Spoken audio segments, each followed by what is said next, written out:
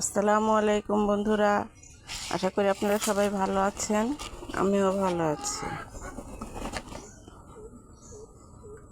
আমার কবুতরগুলো মাশাআল্লাহ কত সুন্দর গম খাইতেছে। আমার ভাত হয়ে গেছে। আজকে সকালে রান্না করব ভেন্ডি আলু দিয়ে ভাজি, কাঁঠালের বিচি ভর্তা করব সেদ্ধ করে, আর এই পাশে ডিম সিদ্ধ করছি, এটা সারফারাজ খাবে।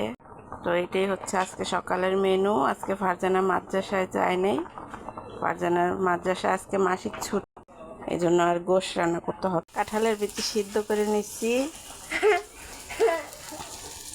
দিকে ভেন্ডি ভাজি হয়ে গেছে, আর বিচি ভর্তা বানানোর জন্য ঘরে শুকনো মরিচ নাই, তো তাই কাঁচা মরিচই বাইরে নিতেছি। আর এই যে সেই ফারজানা যে মাদ্রাসায় থাকে, সে কাঁঠালের বিচি বাড়তেছে। ও ক্লাস 2-তে পড়ে।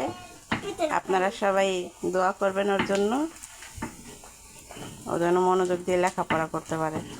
তো বন্ধুরা, এই যে আমাদের কাঁঠালের বিচির ভর্তা হয়ে গেছে, ভাজিও হয়ে গেছে।